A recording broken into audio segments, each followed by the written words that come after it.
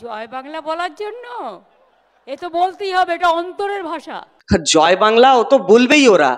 ওই এটাই তো একমাত্র কারণ যে রোহিঙ্গার বাংলাদেশের প্রতি এত প্রেম কেন, কারণ এরা জয় বাংলা স্লোগান দেয়।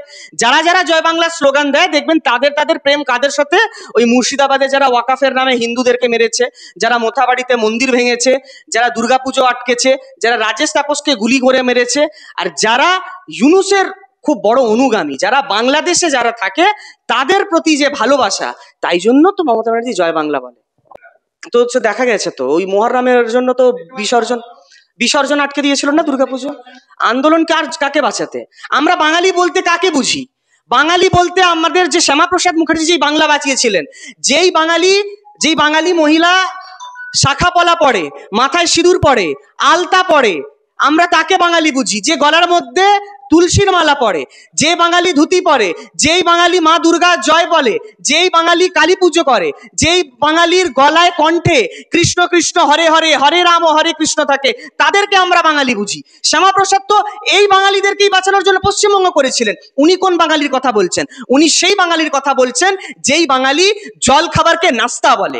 উনি সেই বাঙালির কথা বলছেন যারা আকাশকে আসমান বলেন, যারা মাসিকে খালা বলে, যারা কাকিমাকে চাচি বলে, তাদের জন্য উনি লড়াই করছেন। যারা জলকে পানি বলে তাদের জন্য উনি লড়াই করছেন। উনি পশ্চিমবঙ্গের বাঙালিদের জন্য লড়াই করছেন না, যেই বাঙালিকে গোপাল চন্দ্র মুখার্জি কলকাতাতে 1946 সালে রক্ষা করেছিলেন, যাদের জন্য পশ্চিমবঙ্গ তৈরি হয়েছিল শ্যামাপ্রসাদের হাতে, সেই বাঙালির জন্য উনি কথা বলছেন।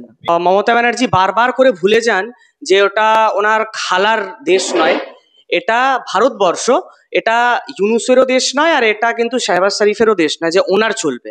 এখানে চলে ভারতের সংবিধানে, আর ভারতের সংবিধান ইলেকশন কমিশন অফ ইন্ডিয়াকে এই ক্ষমতা দিয়েছে যে election commission of India SIR করবে, আর পশ্চিমবঙ্গেও এসআইআর নিশ্চয়ই হবে।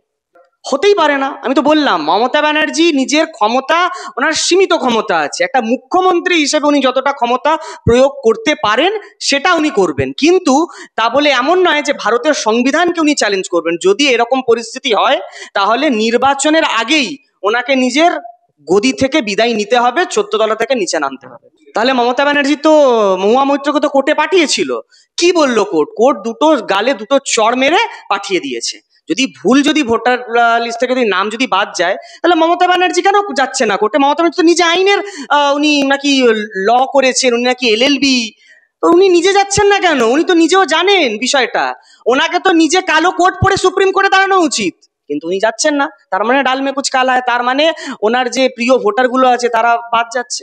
মমতা ব্যানার্জি তাহলে 2005-এ কেন কাঁদছিলেন পার্লামেন্টে দাঁড়িয়ে? কেন 2006 উনি আন্দোলন করছিলেন? 1993-তে 21শে জুলাই কেন করেছিলেন? যদি উনি স্বচ্ছ নিরপেক্ষ যদি নির্বাচন নাই চান, তাহলে ওনার আন্দোলনটা কিসের ছিল? লোক দেখানি আন্দোলন? উনি কি ক্ষমতায় আসার জন্য আন্দোলন করেছিলেন?